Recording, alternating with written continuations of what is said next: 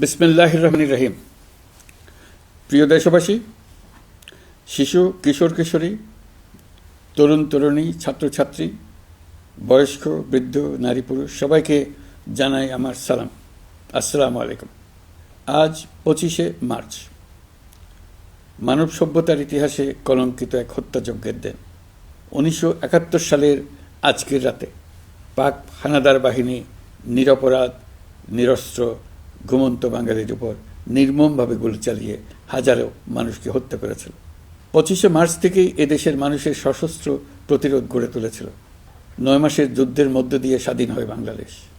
মহান স্বাধীনতা দিবসের প্রাক্কালে আমি গভীর শ্রদ্ধার সঙ্গে স্মরণ করছি মহান মুক্তিযুদ্ধের বীর শহীদদের, যাদের প্রাণের বিনিময়ে আমরা স্বাধীন সার্বভৌম বাংলাদেশ পেয়েছি। 9 মাসের রক্তক্ষয়ী যুদ্ধে লক্ষ লক্ষ শহীদ ও 2 লাখ নির্যাতিত নারীর আত্মত্যাগ পৃথিবীর মানচিত্রে বাংলাদেশ নামে একটি স্বাধীন ভূখণ্ডের জন্ম দিয়েছিল। মুক্তিযুদ্ধের এই বীরদের প্রতি আমার সালাম। সেই সঙ্গে 24শে জুলাই অভ্যুত্থানে নিহত হাজারো শহীদ ও আহত, যারা বৈষম্য, শোষণ, নির্যাতন এবং নিপীড়নের বিরুদ্ধে বুক চিতিয়ে দাঁড়িয়েছিল, তাদের প্রতি সমগ্র জাতির পক্ষ থেকে আমি সশ্রদ্ধ সালাম জানাচ্ছি। জুলাই গণ অভ্যুত্থান আমাদেরকে যে বৈষম্যহীন বাংলাদেশ গড়ার স্বপ্ন পূরণের সুযোগ এনে দিয়েছে, সেই সুযোগ আমরা কাজে লাগাতে চাই। প্রিয় দেশবাসী, পবিত্র মাহে রমজানের সিয়াম সাধনা উপলক্ষে আপনাদের সকলকে আমার আন্তরিক মোবারকবাদ জানাচ্ছি। সেই সঙ্গে সকলকে জানাই পবিত্র ঈদ উল ফিতরের অগ্রিম শুভেচ্ছা। ঈদ মুবারক। এবারের ঈদ স্মরণীয়ভাবে আনন্দদায়ক হোক, এই কামনা করছি। বর্তমান সরকার দায়িত্ব গ্রহণের পর থেকেই দ্রব্যমূল্য নিয়ন্ত্রণে জোর ব্যবস্থা নিয়েছে। রমজান ও ঈদে বড় চ্যালেঞ্জ ছিল জিনিসপত্রের দামের লাগাম টেনে ধরা, বিদ্যুৎ সরবরাহ নিশ্চিত করা। এই রমজানে যাতে কোনো পণ্যের দাম বেড়ে না যায় এবং বিদ্যুৎ সরবরাহ যেন বিঘ্নিত না হয়, সেজন্য আমরা সর্বোচ্চ চেষ্টা করেছি। রমজান মাস জুড়ে সরবরাহ চেনের প্রতিবন্ধকতা কঠোরভাবে প্রতিহত করতে সব ধরনের ব্যবস্থা আমরা নিয়েছি। দেশের সকল জায়গা থেকে খবর এসছে যে এই রমজানের দ্রব্যমূল্য আগের তুলনায় কমেছে, জনগণ স্বস্তি পেয়েছে। দাম নিয়ন্ত্রণে এই প্রচেষ্টা চলমান থাকবে। প্রিয় দেশবাসী, গত 16 বছরে শেখ হাসিনা যে ভয়াবহ লুটপাট কায়েম করেছিল, আপনারা সেটার ভুক্তভোগী ছিলেন। ছাত্র জনতার অভ্যুত্থানের মুখে তারা পালিয়ে যাবার সময় এক লণ্ডভণ্ড অর্থনীতি রেখে গেছে। এই পরিস্থিতিতে দায়িত্ব নেবার পর অর্থনীতি পুনরুদ্ধারের জন্য অন্তর্বর্তী সরকার নানা উদ্যোগ নিয়েছে। ব্যাংকিং খাতে শৃঙ্খলা ফিরেছে। ক্রমান্বয়ে অর্থনীতির অপরাপর সুযোগগুলো ইতিবাচক ধারায় ফিরতে শুরু করেছে। এই সরকারের সবচেয়ে বড় চ্যালেঞ্জ মূল্যস্ফীতি। ফেব্রুয়ারিতে মূল্যস্ফীতি 9.32% নেমে এসছে, যা 22 মাসের মধ্যে সর্বনিম্ন। আগামী জুন মাসের মধ্যে এটি 8%-এর নিচে নেমে আসবে বলে আশা করছি। দেশের ধ্বংসপ্রাপ্ত অর্থনীতিতে স্বস্তি এনে দিয়েছে আমাদের প্রবাসী ভাই বোনেরা। অন্তর্বর্তী সরকার দায়িত্ব নেবার পর থেকে রেমিটেন্স ধারাবাহিকভাবে বেড়েছে। ফেব্রুয়ারি মাসে রেমিটেন্স প্রবাহ রেকর্ড গড়েছে, প্রায় 25% বৃদ্ধি পেয়ে $2.5 বিলিয়ন পৌঁছেছে। রেমিটেন্স যোদ্ধারা আমাদের দেশের অর্থনীতি গড়ার বীর সৈনিক। তাদের জন্য প্রক্রিয়াগত যেসব বিষয় রয়েছে, সেগুলো সহজ করে দেওয়া আমাদের দায়িত্ব। তারা যেন ভোগান্তির শিকার না হন, দূতাবাস যেন ঠিকমতো কাজ করে, এটি নিশ্চিত করার জন্য আমরা ব্যবস্থা নিয়েছি। আগামী নির্বাচনে যেন তাদের ভোটাধিকার দিতে পারি, সেজন্য কাজ করছি। পলাতক সরকারের আমলে চট দখলের মতো দেশের ব্যাংকগুলো দখল করে নেওয়া হয়েছিল। আমানতকারীর টাকাকে তারা নিজেদের ব্যক্তিগত টাকায় রূপান্তরিত করে ফেলেছিল। অন্তর্বর্তী সরকারের অন্যতম কাজ ছিল ব্যাংকিং ব্যবস্থায় আস্থা ফিরিয়ে আনা, আমানতকারীর স্বার্থ রক্ষা করে নিয়ম শৃঙ্খলা প্রতিষ্ঠা করা, হিসাবপত্রে বিশ্বাসযোগ্যতা স্থাপন করা। ব্যাংকিং ব্যবস্থায় আস্থা প্রতিষ্ঠা করা গেছে। এর ফলে অর্থনীতিতে শৃঙ্খলা ফিরেছে। অন্তর্বর্তী সরকারের অর্জনগুলোর মধ্যে এটা ছিল খুবই গুরুত্বপূর্ণ। গত সরকারের লুটপাটের মহোৎসবে গত 15 বছরে $234 বিলিয়ন পাচার হয়েছে। এটা আমরা জানি। কত রকমভাবে পাচার হয়েছে তাও জানার বিষয়। অভিনব এক একটা পদ্ধতি ছিল। পাচারের একটা পদ্ধতি সবাইকে হতভম্ব করে দিয়েছে। এই পাচার হয়েছে বিদেশে অধ্যয়নরত সন্তানের কাছে টাকা পাঠানোর নামে। তিনি সন্তানের লেখাপড়ার জন্য এক সেমিস্টারের অর্থাৎ 3 মাসের খরচ বাবদ অফিসিয়াল ব্যাংকিং চ্যানেলে পাঠিয়েছেন $3,33,00,000, অর্থাৎ প্রায় 400 কোটি টাকা। পাচারের এর চাইতে বেশি টাক লাগানো পন্থা আর কি আছে, তার কোনো সীমা আছে বলে আমার মনে হয় না। আইন, নিয়ম, নীতির জায়গায় যখন হরিলুট প্রতিষ্ঠিত হয় তখন এমন সব কিছুই সম্ভব। এই অর্থ পাচারকারীদের দ্রুত আইনের আওতায় নিয়ে আসার লক্ষ্যে ইতোমধ্যে আন্তর্জাতিক তৎপরতা জোরদার করা হয়েছে। প্রিয় দেশবাসী, অন্তর্বর্তী সরকার পৃথিবীর বিভিন্ন দেশের শীর্ষস্থানীয় বিনিয়োগকারীদের সঙ্গে নিয়মিত বৈঠক করে যাচ্ছে। তারা বাংলাদেশের বর্তমান ব্যবস্থায় বিনিয়োগের বিষয়ে খুবই আগ্রহী। আশা করছি দ্রুততম সময়ে দেশের নতুন নতুন বিদেশি বিনিয়োগ আপনারা দেখতে পাবেন। সরকার দায়িত্ব নেওয়ার পর থেকে দেশে রপ্তানি 13% বেড়েছে। জানুয়ারিতে 7% কন্টেইনার হ্যান্ডলিং বেড়েছে। বাংলাদেশ বিনিয়োগ উন্নয়ন কর্তৃপক্ষ ইতোমধ্যে লাইসেন্সিং রিকোয়ারমেন্টস, প্রত্যাবাসন আইনসহ বিনিয়োগকারীদের যে সাধারণ সমস্যাগুলো রয়েছে সেগুলো সমাধানে কাজ শুরু করেছে। বাংলাদেশ বিনিয়োগ উন্নয়ন কর্তৃপক্ষ আগামী মাসে ঢাকায় 4 দিনব্যাপী আন্তর্জাতিক বিনিয়োগ সম্মেলন করছে। বিশ্ববিখ্যাত অনেক বিনিয়োগকারী এতে অংশ নেবেন। ইতিমধ্যে DP World, Singapore PSA, AP Moller Maersk কয়েক বিলিয়ন ডলারের বিনিয়োগের প্রস্তাব করেছে। অন্তর্বর্তী সরকার দায়িত্ব গ্রহণের পর থেকেই স্বতঃস্ফূর্তভাবে পৃথিবীর সকল সরকার আমাদের প্রতি বন্ধুত্বের হাত বাড়িয়ে দিয়েছে। এটা শুরু হয়েছিল গত সেপ্টেম্বরে জাতিসংঘের বার্ষিক বৈঠকে। আপনাদের মনে আছে বিশ্বের সরকার প্রধানরা কীভাবে আমাদের সঙ্গে আগ্রহ নিয়ে দেখা করতে এগিয়ে এসছে। তারপর থেকে যে কোনো সম্মেলনে গিয়েছি, দেখেছি আন্তর্জাতিক নেতৃবৃন্দের আগ্রহ কীভাবে ক্রমেই বেড়ে চলেছে। জানুয়ারি মাসে সুইজারল্যান্ডের ডাভোসে গিয়েছিলাম। এই সম্মেলনে 47টি পৃথক ইভেন্টে আমার অংশগ্রহণ করতে হয়েছে। বিভিন্ন দেশের সরকার প্রধান, মন্ত্রী, বিশ্ব বাণিজ্যের নায়করা, জাতিসংঘের মহাসচিব, জাতিসংঘের বিভিন্ন সংস্থার প্রধানদের সঙ্গে বৈঠক করেছে। তারা আমাদের পাশে থাকার জন্য আন্তরিক আগ্রহ প্রকাশ করেছেন। সম্প্রতি আমি সংযুক্ত আরব আমিরাতে গিয়েছিলাম। তারা বিগত সরকারের সময় আমাদের ভিসা বন্ধ করে দিয়েছিল। আমরা সেই দেশের ভিসার দরজা খোলার চেষ্টা চালিয়ে যাচ্ছি। তারা আশ্বাস দিয়েছেন তাদের দিক থেকে সকল আনুষ্ঠানিকতা সম্পন্ন করে ভিসার দরজা উন্মুক্ত করবেন। আমি আশা করছি সেটা দ্রুতই উন্মুক্ত হবে। আমি সংযুক্ত আরব আমিরাতকে আমাদের দেশে শিল্প কারখানা গড়ে তোলার জন্য একটি শিল্পাঞ্চল করার প্রস্তাব দিয়েছি। তারা এই বিষয়ে আগ্রহ জানিয়েছে।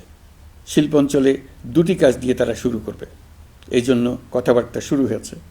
প্রথমে মুসলিম বিশ্বে সরবরাহের জন্য একটি হালাল গোশত প্রক্রিয়াজাত করার কারখানা করবে। এরপর মৎস্য প্রক্রিয়াজাতকরণের জন্য কারখানা স্থাপন করবে। তারা আমাদের নতুন সামুদ্রিক বন্দর পরিচালনা করার জন্যও আগ্রহ জানিয়েছে। প্রিয় দেশবাসী, বিশ্ব মানচিত্রে বাংলাদেশকে অনন্য উচ্চতায় নিয়ে যাওয়া আমাদের অন্যতম লক্ষ্য। এই লক্ষ্যে আমরা আসিয়ানের সদস্য হিসেবে যোগদান করার বিষয়ে আগ্রহের কথা জানিয়েছি। এই বছরের শুরু থেকেই মালয়েশিয়া আসিয়ানের চেয়ারম্যানের দায়িত্ব গ্রহণ করেছে। মালয়েশিয়ার মাননীয় প্রধানমন্ত্রী আনোয়ার ইব্রাহিমের সঙ্গে এই বিষয়ে কথা হয়েছে। তিনি আমাদের আবেদনের প্রতি সমর্থন জানিয়েছেন, আমাকে মালয়েশিয়া সফরের আমন্ত্রণ জানিয়েছেন। আমি এই আমন্ত্রণ গ্রহণ করেছি। মালয়েশিয়া রোহিঙ্গা সমস্যা সমাধানের জন্য জাতিসংঘের সম্মেলন আয়োজনের দায়িত্ব নিয়েছে। আমাদের দেশ থেকে শ্রমিক নিয়ে যাবার ব্যাপারে যে সমস্ত সমস্যার সৃষ্টি হয়েছিল সবগুলো সমাধানের জন্য আন্তরিকভাবে তারা কাজ করছে। আগামীকাল 4 দিনের সফরে আমি চীন যাচ্ছি। প্রেসিডেন্ট শি জিনপিংয়ের সঙ্গে আমার বৈঠক হবে। চীনের বড় বড় ব্যবসায়িক প্রতিষ্ঠানের সিইওদের সঙ্গেও বৈঠক করব। পৃথিবীর সর্ববৃহৎ চাইনিজ সোলার প্যানেল নির্মাতা প্রতিষ্ঠান লংজি বাংলাদেশে কারখানা স্থাপনের আগ্রহ জানিয়েছে। আমরা তাদের সঙ্গে কাজ করছি। এছাড়া প্রযুক্তিগত সহায়তা, মেডিকেল সহায়তা, স্বল্প মূল্যে চিকিৎসা সহ অন্যান্য বিষয়ে আলোচনা হবে। তারা আমাদের দেশ থেকে আম, কাঁঠাল ও পেয়ারা আমদানি করতে চায়। এটা খুব দ্রুতই শুরু হবে। এই সফরের মধ্য দিয়ে আমাদের দু দেশের সম্পর্ক ঘনিষ্ঠতর হবে। আমি বরাবরই বলে এসেছি, আমরা মহা সৌভাগ্যবান এক জাতি। পৃথিবীর মানচিত্রে আমাদের অবস্থানের কারণে বাংলাদেশ, ভারত, নেপাল ও ভুটান, দক্ষিণ এশিয়ার এই 4টি দেশ মিলে একটি যৌথ অর্থনীতি গড়ে তুলতে পারলে 4 দেশই লাভবান হবে। নেপাল ও ভুটান আমাদের জলবিদ্যুৎ দিতে অত্যন্ত আগ্রহী, আমরাও নিতে আগ্রহী। বাংলাদেশের শিল্পাঞ্চল গড়ে তুলতে এর কোনো বিকল্প নেই। আমাদের রয়েছে এক বিস্তীর্ণ মহাসাগর। ভৌগোলিক অবস্থানগত কারণে আমাদের সামনে বিরাট অর্থনৈতিক সুযোগ এনে দিয়েছে। কুমিরা থেকে টেকনাফ পর্যন্ত দীর্ঘ উপকূলভূমি। এই দীর্ঘ উপকূল জুড়ে বিরামহীনভাবে অনেকগুলি আধুনিক প্রযুক্তি সমৃদ্ধ আন্তর্জাতিক মানের সমুদ্র বন্দর, শিল্প কারখানা, রপ্তানি প্রক্রিয়াজাতকরণ এলাকা স্থাপন করা গেলে পুরো অর্থনৈতিক অঞ্চলের ভবিষ্যৎ দ্রুত পরিবর্তন সম্ভব। নেপাল থেকে জলবিদ্যুৎ আনতে পারলে জীবাশ্ম জ্বালানির উপর আমাদের নির্ভরশীলতা কমবে। বর্তমানে বিশ্ববাসী পরিবেশ রক্ষায় সচেতন, তারা এটাকেই সর্বোচ্চ অগ্রাধিকার দিচ্ছে। জীবাশ্ম জ্বালানির উপর নির্ভরশীলতা কমিয়ে পরিবেশ বান্ধব বিকল্প পাওয়া গেলে বিদেশি বিনিয়োগকারীদের আরও বেশি মনোযোগ আকর্ষণ করা যাবে। দেশের ক্রমবর্ধমান বিদ্যুৎ চাহিদার পরিপ্রেক্ষিতে রূপপুর পারমাণবিক বিদ্যুৎ কেন্দ্রের কাজ যথাসময়ে শেষ করার বেশি আমরা জোর দিয়েছি। রোসাটমের মহাপরিচালক আমাকে বলেছেন, শিগগিরই বিদ্যুৎ কেন্দ্রটি পরীক্ষামূলকভাবে চালু করা হবে। আমাদের পণ্য পৃথিবীর পণ্য। এই পণ্য নেপালে যাবে, ভুটানে যাবে, ভারতের 7 সিস্টার্সে যাবে। প্রতিবেশীদের পণ্য আমাদের এখানে আসবে, সারা পৃথিবীর কাছে পৌঁছে যাবে। এইভাবেই এটি একটি লাভজনক অর্থনৈতিক অঞ্চল হিসেবে দাঁড়িয়ে যাবে। আর এই অঞ্চলের গুরুত্বপূর্ণ ভূমিকায় থাকবে বাংলাদেশ। বাংলাদেশের সবচেয়ে বড় সমস্যা সীমাহীন দুর্নীতি। স্বৈরাচারী সরকার এই দুর্নীতিকে বিশ্বের শীর্ষস্থানে নিয়ে গেছে। দুর্নীতির ফলে শুধু যে সবকিছুতে অবিশ্বাস্য রকম ব্যয়বৃদ্ধি পাচ্ছে তাই না, এর ফলে সরকার ও জনগণের সকল আয়োজন বিকৃত হয়ে যায়। সরকারের লক্ষ্য, নীতিমালা, প্রাতিষ্ঠানিক আয়োজন, সরকারি কর্মকর্তাদের দায় দায়িত্ব যা কিছু কাগজে লেখা থাকে তার সব কিছু অর্থহীন হয়ে যায়। দেশ চলে অলিখিত আয়োজনে। সরকারকে চলতে হয়, ব্যবসায়ীকে চলতে হয়, শিল্পপতিকে চলতে হয়, বিনিয়োগকারীকে চলতে হয়, দেশের সকল নাগরিককে এই অলিখিত নিয়মে চলতে হয়। নাগরিককে এই অদৃশ্য জগতের সঙ্গে মোকাবেলা করে টিকে থাকার বিদ্যায় পারদর্শী হতে সাধনা করতে হয়। দৈনন্দিন জীবনে টিকে থাকা এবং সাফল্য অর্জনের জন্য একটা নতুন ভাষা আয়ত্ত করতে হয়। চারদিকে কী শব্দ বলা হচ্ছে, কাগজে কি লেখা হচ্ছে তা মনে মনে দ্রুত অনুবাদ করে তার মর্মার্থ বুঝে নিতে হয়। তা না হলে দৈনন্দিন সিদ্ধান্ত নেওয়া যায় না। সবচেয়ে বড় মুশকিল হলো এর কোনো অভিধান নেই। কারণ ব্যক্তি বিশেষে, স্থান বিশেষে, পরিস্থিতি বিশেষে এর অর্থ ক্রমাগতভাবে পাল্টে যায়। পুরো বিশ্ব বুঝে গেছে আমরা জাতি হিসেবে সততার পরিচয় বহন করি না। এটা শুধু জাতীয় কলঙ্কের বিষয় নয়, আন্তর্জাতিক বাণিজ্যে এটা আত্মঘাতী বিষয়। দেশবাসীর মতো আন্তর্জাতিক সম্প্রদায়ও চায় আমরা দুর্নীতিমুক্ত হই, কারণ তারা আমাদের সঙ্গে ব্যবসা বাণিজ্য সম্প্রসারণ করতে চায়। দুর্নীতিমুক্ত হতে না পারলে ব্যবসা বাণিজ্য কিছুই চলবে না। দুর্নীতি থেকে মুক্ত হওয়া ছাড়া বাংলাদেশের কোনো গতি নেই।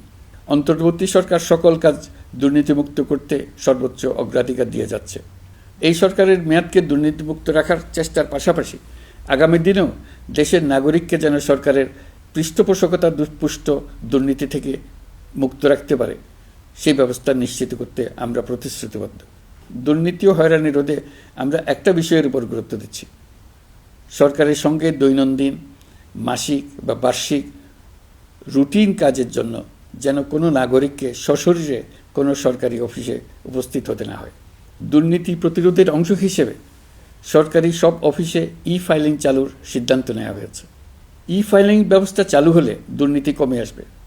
এতে করে কোন অফিসের কোন ডেস্কে কোন ফাইল আটকে আছে তা সহজেই জানা যাবে। সরকারি যতগুলো কার্যক্রমে অনলাইন সেবা চালু সম্ভব সবখানেই এই সেবা চালুর বিষয়ে সরকার কাজ করছে। সরকারি বিভিন্ন সেবা পেতে অসহায় নাগরিকের টুটি চেপে ধরে অবিশ্বাস্য পরিমাণ টাকা দিতে বাধ্য করা হয়। টাকার যে লেনদেন ও ভোগান্তির সম্মুখীন হতে হয় সেটা থেকে নাগরিকদের বাঁচানোর জন্য আমরা বদ্ধপরিকর। অনলাইনে সেবা পাওয়ার পদ্ধতিটি আরও কীভাবে সহজ করা যায় এই ব্যাপারে আমাদের কাছে পরামর্শ জানিয়ে লিখুন, ইমেল করুন। আপনি বা আপনার পরিবারের যে কেউ এই সেবা বাণিজ্যিকভাবে দিতে চাইলে প্রশিক্ষণ গ্রহণ করে পৃথিবীর যে কোনো স্থান থেকে এই সেবা দিতে পারবেন। বিগত সরকারের আমলে ভিন্নমতকে দমন করার জন্য মিথ্যা মামলাকে হাতিয়ার হিসেবে বেছে নেওয়া হয়েছিল। বিভিন্ন পর্যায়ে যাচাই বাছাই করে আমরা এইসব হয়রানিমূলক মামলা প্রত্যাহারের উদ্যোগ নিয়েছি। গত ফ্যাসিস্ট সরকারের সময় দায়ের করা রাজনৈতিক হয়রানিমূলক মামলাগুলোর মধ্যে সারা দেশে পর্যন্ত ৬,২৯৫টি মামলা প্রত্যাহারের সুপারিশ করা হয়েছে। অন্যান্য সকল হয়রানিমূলক মামলাও ক্রমান্বয়ে প্রত্যাহার করা হচ্ছে। এছাড়া এ পর্যন্ত সাইবার সিকিউরিটি আইনের অধীনে বিচারাধীন স্পিচ অফেন্স সংক্রান্ত ৪১৩টি মামলা প্রত্যাহার করা হয়েছে। এই আইনটি অবিলম্বে বাতিল করে নাগরিক বান্ধব সাইবার সুরক্ষা আইন করা হচ্ছে। মানুষের ভোগান্তি রোধেও আমরা আইনগত পদক্ষেপ নিচ্ছি। জিডি করার সময় স্বাক্ষর দেওয়ার জন্য এখন আর থানায় যাওয়ার প্রয়োজন নয়, এটা অনলাইনেই করা যাবে। এই ব্যাপারে প্রয়োজনীয় নির্দেশ দেওয়া হয়েছে। পাওয়ার অব অ্যাটর্নি বিধিমালা সংশোধনীর মাধ্যমে প্রবাসী বাংলাদেশিদের হয়রানি লাঘব করা হয়েছে। সংশোধিত বিধিমালার আলোকে বাংলাদেশি পাসপোর্ট না থাকলেও বাংলাদেশি বংশোদ্ভূত ব্যক্তির পাসপোর্টে নো ভিসা রিকোয়ার্ড স্টিকার থাকলে কিংবা জন্মসনদ বা জাতীয় পরিচয়পত্র থাকলেই তিনি বিদেশ থেকে পাওয়ার অব অ্যাটর্নি সম্পাদন করতে পারবেন। সরকারি সিদ্ধান্ত ও প্রয়োজনীয় ব্যবস্থা নেওয়ার পর বিমানের টিকিট কেনার পুরো প্রক্রিয়াটি অনলাইনে নিয়ে যাওয়ার ফলে বিমানের টিকিটের দাম শতকরা ৫০ থেকে ৭৫ ভাগ কমে গেছে। বিশেষ করে মধ্যপ্রাচ্যের প্রবাসী ভাই বোনেরা এতে করে স্বস্তি পাচ্ছেন। অন্যান্য এয়ারলাইনের টিকিটের দামও কমে গেছে। নাগরিকদের হয়রানিমুক্ত ও দুর্নীতিমুক্ত সেবা প্রদানের জন্য সরকার ভূমি সেবা ডিজিটালাইজ করার উদ্যোগ নিয়েছে।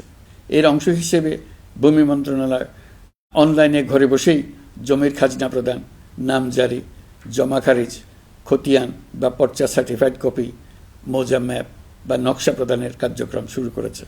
এই পদ্ধতিতে ভোগান্তি, অস্বচ্ছতা ও দুর্নীতির অবসান হবে। বর্তমানে সারা দেশে পরীক্ষামূলকভাবে এই কার্যক্রম চালু হয়েছে। এগুলোকে ক্রমান্বয়ে আরও জনবান্ধব করে স্থায়ী রূপ দেওয়া হবে।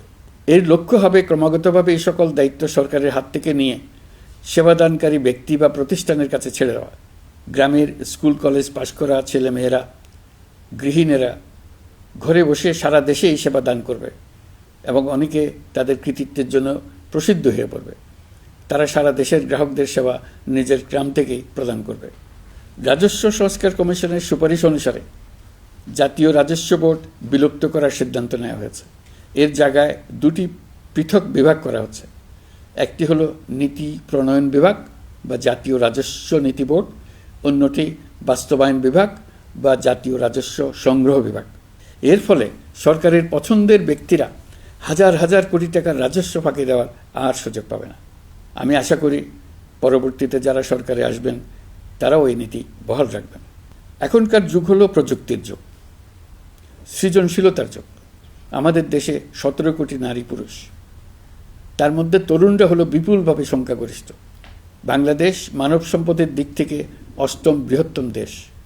একযোগে এই তরুণরা সৃজনশীলতা প্রকাশের সুযোগ পেলে বন্যার স্রোতের মতো আমাদের দেশ দ্রুত বেগে পৃথিবীর বাজারের মধ্যস্থানে চলে যাবে। এই বিপুল তরুণ গোষ্ঠীর সামনে থেকে পথের বাধা সরিয়ে দেওয়াই হলো আমাদের সরকারের প্রধান লক্ষ্য। প্রযুক্তি আমাদের জন্য সুযোগ সৃষ্টি করেছে, আমরা দ্রুত বেগে এই সুযোগ গ্রহণ করার কাজে নিজেদের নিয়োজিত করেছি। এমনভাবে আমরা প্রযুক্তি ব্যবহার করার কাজে নিয়োজিত হয়েছি যাতে নাগরিকের আঙ্গুলের ইশারায় সরকার তার সেবা নাগরিকের কাছে তাৎক্ষণিকভাবে হাজির করে। তা নিশ্চিত করার জন্য আমরা সেই সেবা দিতে চাই প্রযুক্তির মাধ্যমে, সরকারি অফিসের মাধ্যমে নয়। ইতিমধ্যে পাসপোর্ট পেতে পুলিশ ভেরিফিকেশনের নিয়ম আমরা বাতিল করে দিয়েছি। এর ফলে বর্তমানে নাগরিকরা আগের চাইতে সহজভাবে পাসপোর্ট সেবা পাচ্ছেন। পুলিশ রিপোর্ট প্রাপ্তির নিয়ম বাতিল করার পর এই পর্যন্ত ৭০,০০০ নতুন পাসপোর্ট, যা বহুকাল ধরে পুলিশ রিপোর্ট আসার অপেক্ষায় আটকে ছিল, তা দ্রুত আবেদনকারীদের হাতে পৌঁছে দেওয়া হয়েছে। পাসপোর্ট প্রাপ্তি সহজ করার জন্য আমরা পুরনো পদ্ধতি বাতিল করে ইলেকট্রনিক পাসপোর্ট প্রচলন শুরু করেছি। এর ফলে দ্রুত পাসপোর্ট দেওয়া সম্ভব হচ্ছে। দেশের অভ্যন্তরে ই পাসপোর্ট হোম ডেলিভারি দেওয়া সম্ভব হচ্ছে। আগামীতে সকলেই ঘরে বসে পাসপোর্ট পাবেন, এটা নিশ্চিত করার চেষ্টা করছি। পাসপোর্ট দেওয়ার দায়িত্বে নিয়োজিত কর্মকর্তারা অত্যন্ত উৎসাহ সহকারে দ্রুত এসব পরিবর্তন আনার ব্যাপারে এগিয়ে আসছেন দেখে মনটা আনন্দে ভরে যায়। প্রিয় দেশবাসী, হজ মুসলমানদের জন্য সবচেয়ে গভীর আধ্যাত্মিক সফরগুলোর মধ্যে প্রধান। সারা জীবন তারা হজ পালনের জন্য অপেক্ষা করেন। পবিত্র হজ পালনে বাংলাদেশের হাজিরা প্রায় বিভিন্ন চ্যালেঞ্জের সম্মুখীন হন। ভাষাগত বাধা, স্বাস্থ্য ঝুঁকি, অতিরিক্ত ভিড়, প্রশাসনিক জটিলতা এবং লজিস্টিক সমস্যা সহ নানা অসুবিধা। হজের অভিজ্ঞতাকে মসৃণ ও নিরাপদ করতে অন্তর্বর্তীকালীন সরকার একটি মোবাইল অ্যাপ তৈরি করেছে, যা সম্মানিত হাজিদের যাত্রার আগে, যাত্রা চলাকালীন সময়ে এবং ফিরে আসার পরেও প্রয়োজনীয় সহায়তা প্রদান করবে।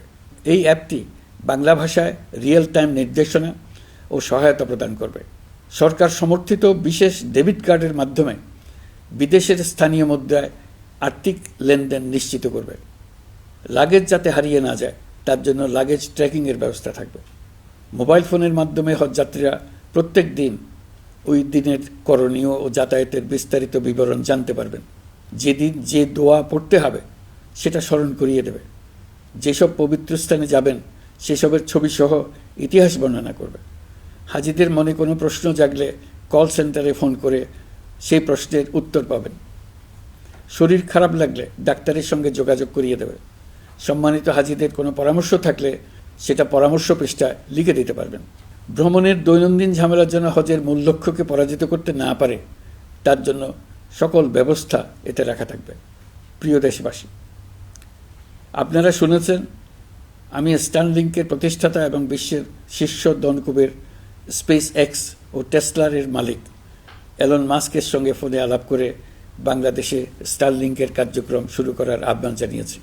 সে অনুসারে কোম্পানির প্রতিনিধিরা এখন বাংলাদেশে তাদের কার্যক্রম শুরুর আয়োজন করছে।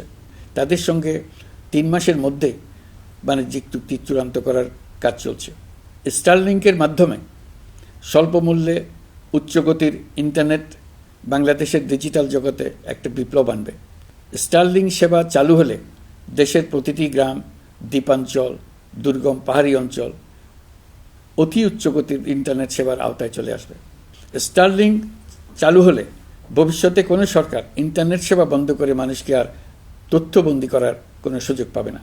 বাংলাদেশের প্রতিটি অঞ্চলে বিশ্বমানের শিক্ষা, স্বাস্থ্যসেবা, অর্থনৈতিক ক্ষেত্রে সকল নাগরিকের অংশগ্রহণ নিশ্চিত করা যাবে। আমাদের নতুন প্রজন্ম দেশের যে কোনো প্রত্যন্ত অঞ্চলেই থাকুক না কেন তারা বিশ্ব নাগরিক হয়ে গড়ে ওঠার সুযোগ পাবে। সরকার যুব উদ্যোক্তা নীতি 2025 প্রণয়ন করেছে। এর লক্ষ্য হবে সামাজিক, অর্থনৈতিক ও পরিবেশগত অগ্রগতির মূল চালক হিসেবে তরুণ তরুণীদের ক্ষমতায়ন করা। এই নীতি টেকসই উন্নয়ন লক্ষ্যমাত্রা অর্জনের উপায় হিসেবে সফল উদ্যোক্তা তৈরিতে সহায়ক হবে।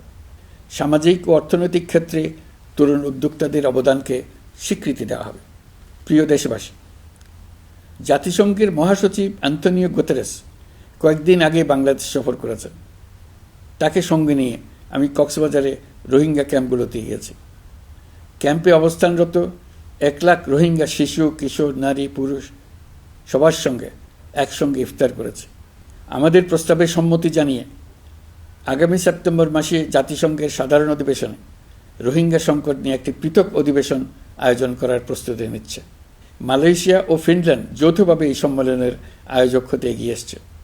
এর পাশাপাশি অস্ট্রেলিয়ার সাবেক ভারপ্রাপ্ত প্রধানমন্ত্রী জুলি বিশপকে আমি এই গুরুত্বপূর্ণ সভায় মুখ্য ভূমিকা পালনের জন্য আহ্বান জানিয়েছি। তিনি আমার প্রস্তাব গ্রহণ করেছেন। জাতিসংঘের মহাসচিব বাংলাদেশ সফরে এসে জাতীয় ঐকমত্য কমিশনের সদস্য, রাজনৈতিক দলের নেতৃবৃন্দ ও তরুণদের সঙ্গে পৃথকভাবে বৈঠক করেছেন। বৈঠকে সবাই জাতিসংঘের মহাসচিবকে নতুন বাংলাদেশ গঠনের স্বপ্নের কথা জানিয়েছেন। আপনারা জানেন, পতিত স্বৈরাচারের নিপীড়নের বর্ণনা উঠে এসছে জাতিসংঘের মানবাধিকার বিষয়ক হাই কমিশনারের কার্যালয়ের রিপোর্টে। গত জুলাই-আগস্ট মাসে বাংলাদেশের ছাত্র, শ্রমিক জনতার উপর শেখ হাসিনা সরকার ও আওয়ামী লীগ যে দমন, পীড়ন ও হত্যাকাণ্ড চালিয়েছে এর পুঙ্খানুপুঙ্খ তদন্ত করে বিস্তারিত রিপোর্ট প্রকাশ করেছে তারা। এই রিপোর্টে স্পষ্টভাবে উঠে এসছে যে শেখ হাসিনা নিজেই নিরাপত্তা বাহিনীর কর্মকর্তাদের নির্দেশ দিয়েছিলেন বিক্ষোভকারীদের হত্যা করতে। বিগত সরকার, আওয়ামী লীগ ও আওয়ামী লীগের সহযোগী গোষ্ঠী ও সংগঠন একত্রিত হয়ে পরিকল্পিতভাবেই গুরুতর মানবাধিকার লঙ্ঘনে জড়িত ছিল। মানবাধিকার বিষয়ক হাইকমিশনারের রিপোর্টে বলা হয়েছে, বিক্ষোভ চলাকালে প্রায় ১৪০০ জন নিহত হয়েছেন, যার মধ্যে প্রায় ১৩% শিশু। বিক্ষোভের সম্মুখ সারিতে থাকার কারণে আমাদের জুলাই কন্যারা নিরাপত্তা বাহিনী ও আওয়ামী লীগের সমর্থকদের দ্বারা আক্রান্ত হয়েছে, এমনকি যৌন নির্যাতনের শিকার হয়েছে। জাতিসংঘের রিপোর্ট পড়ে সবার গায়ের লোম দাঁড়িয়ে গেছে। কি ভয়াবহতা! কিভাবে একজন প্রধানমন্ত্রীর নিজ দেশে নিরস্ত্র মানুষকে হত্যার পর লাশ লুকিয়ে ফেলার নির্দেশ দিতে পারে? ক্ষমতা আঁকড়ে রাখার জন্য তিনি পৃথিবীর সকল নিষ্ঠুরতা ছাড়িয়ে গেছেন। এটাই জাতিসংঘের প্রতিবেদনে উঠে এসছে। মানবাধিকার বিষয়ক হাইকমিশনার কার্যালয়ের এই রিপোর্টকে আমরা স্বাগত জানাচ্ছি। প্রতিবেদনে যে সুপারিশ করা হয়েছে, অন্তর্বর্তী সরকার সেই সুপারিশগুলো গুরুত্বের সঙ্গে বিবেচনা করছে। আপনাদেরকে আশ্বস্ত করে বলতে চাই, যারা গণহত্যায় জড়িত ছিল, যারা নির্বিচারে মানুষ হত্যা করেছে, যারা ইতোমধ্যে হত্যাকারী হিসেবে বিশ্বের কাছে স্বীকৃত, তাদের বিচার এই দেশের মাটিতে হবেই। প্রিয় দেশবাসী, আপনারা জানেন, অন্তর্বর্তী সরকার দায়িত্ব নেবার পর থেকেই গণমাধ্যম ও সোশ্যাল মিডিয়ায় গুজবের যেন এক মহোৎসব চলছে। দেশকে অস্থিতিশীল করার জন্য একের পর এক মিথ্যা তথ্য ছড়িয়ে দিয়ে জনগণকে বিভ্রান্ত করার চেষ্টা চলছে। অভিনব সব প্রক্রিয়ায় গুজব ছড়ানো হচ্ছে। এক ছবির সঙ্গে অন্য ছবি জুড়ে দেওয়া হচ্ছে, ঘটনা একটা, ছবি আরেকটা। এরকম ফটোকার্ড বানিয়ে অন্য দেশের ঘটনাকে এ দেশের ঘটনা হিসেবে চালিয়ে দিয়ে সোশ্যাল মিডিয়ায় তোলপাড় করে ফেলছে।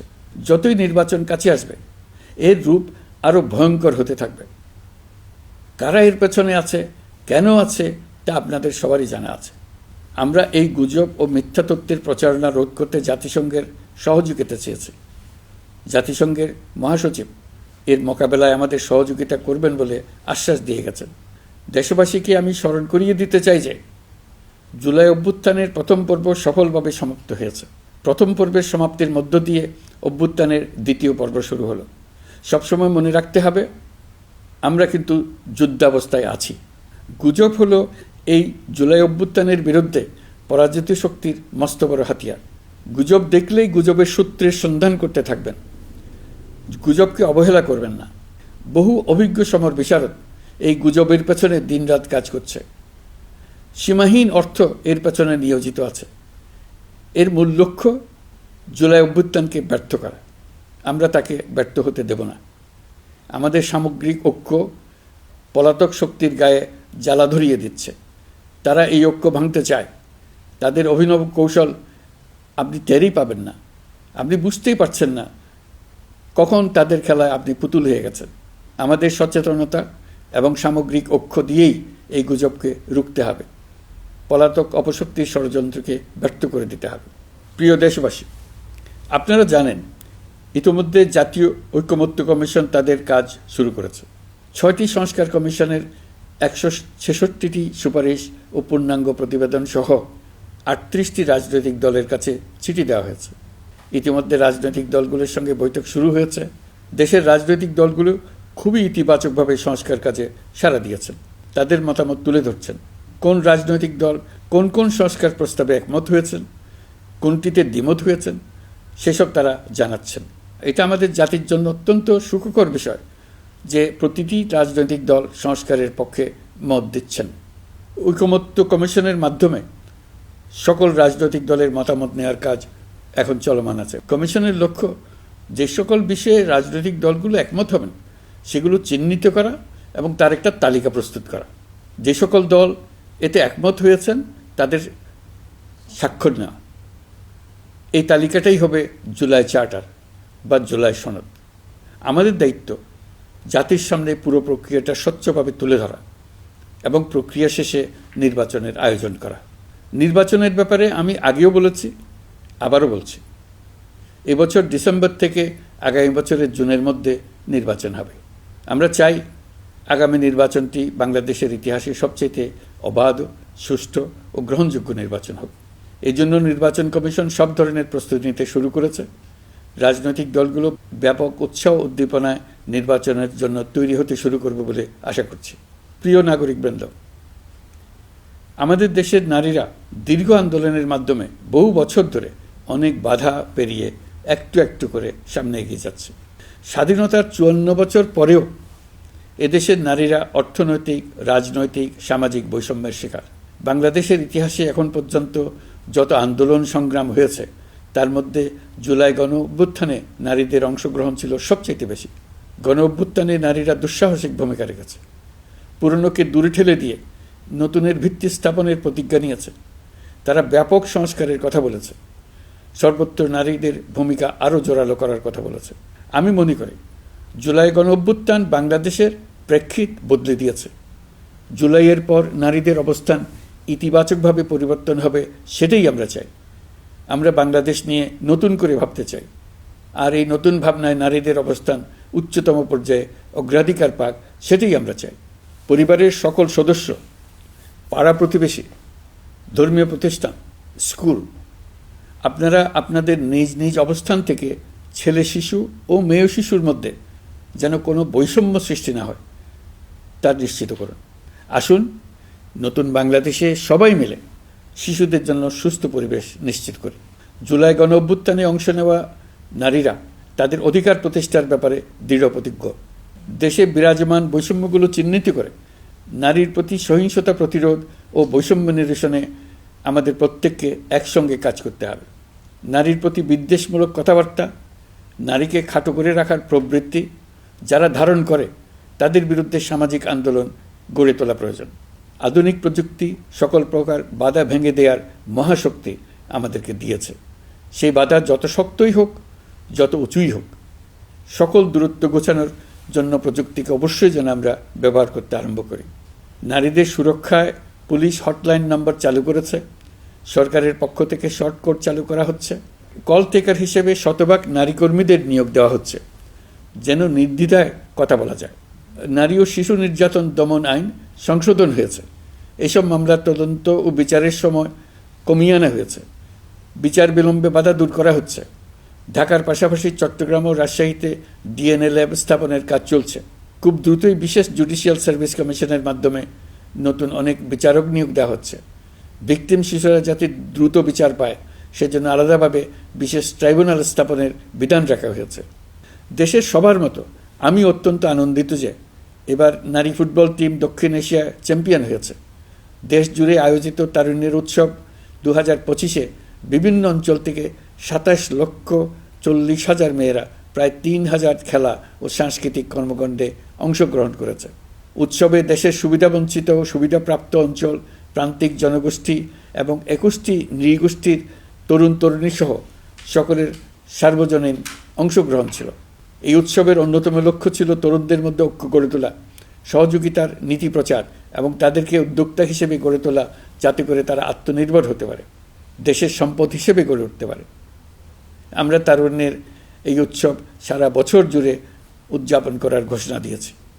এই উৎসবে আমরা গ্রাম, উপজেলা, শহর, বন্দর সকল এলাকার আবাল বৃদ্ধ বনিতাকে এবং স্কুল, কলেজ, মাদ্রাসার সরকারি বেসরকারি সকল প্রতিষ্ঠানের সবাইকে নানা প্রকারের সৃজনশীল কর্মসূচি নিয়ে এগিয়ে আসার জন্য আমি অনুরোধ জানাচ্ছি। প্রতিটি এলাকায় এই উৎসবে যোগদান করতে মেয়েদের যেন বিশেষভাবে উৎসাহিত করা যায় সেজন্য সকলকে আহ্বান জানাচ্ছি। কোথায় এটা কিভাবে উদযাপিত হচ্ছে সেই ব্যাপারে জানার জন্য আমি আগ্রহ নিয়ে অপেক্ষা করলাম। বিভিন্ন পর্যায়ে দেশের সেরা গ্রাম, সেরা উপজেলা, সেরা শহর, সেরা প্রতিষ্ঠান, সেরা ব্যক্তিকে পুরস্কার দেওয়ার জন্য আমরা প্রস্তুত থাকব। নারী অধিকারের পাশাপাশি একই রকম গুরুত্বের সঙ্গে মনে রাখতে হবে সংখ্যালঘুদের নাগরিক অধিকার, সমতল ও পাহাড়ের জাতিগোষ্ঠীর নাগরিক অধিকার। কারো কোনো নাগরিক অধিকারকে অবহেলা করলেই এই জাতির জন্য মহা সংকট সৃষ্টি হবে। নাগরিক হিসেবে আমরা কেউ যেন অন্য নাগরিকের অধিকার হরণের দায়ে অভিযুক্ত হতে না পারি, সেই ব্যাপারে আমাদের নিশ্চিত থাকতে হবে। তাহলেই সত্যিকার নতুন বাংলাদেশ জন্ম লাভ করবে। সবাইকে আবারও আমার সালাম জানিয়ে আমার বক্তব্য শেষ করছি। আসসালামু আলাইকুম। সবাইকে স্বাধীনতা দিবসের অভিনন্দন জানাচ্ছি। পবিত্র মাহে রমজানে মহান আল্লাহর অশেষ মেহেরবানি আমাদের উপরে বর্ষিত হোক। এবারের শবে কদরের পবিত্র রজনীতে মহান আল্লাহ যেন তাঁর সকল বান্দার মোনাজাত কবুল করেন তা প্রার্থনা করছি। একই সঙ্গে পবিত্র ঈদে সকলকে জানাই ঈদ মোবারক। ঈদে পরিবার পরিজন নিয়ে নির্বিঘ্নে ও আনন্দ সহকারে নিজ নিজ বাড়ি যাবেন, আত্মীয় স্বজনের কবর জিয়ারত করবেন, গরিব পরিবারের খোঁজখবর নেবেন, তাদের ভবিষ্যৎ ভালো করার জন্য চিন্তাভাবনা করবেন, আপনার সন্তানদের সঙ্গে তাদের পরিচয় করিয়ে দেবেন, এই কামনা করছি।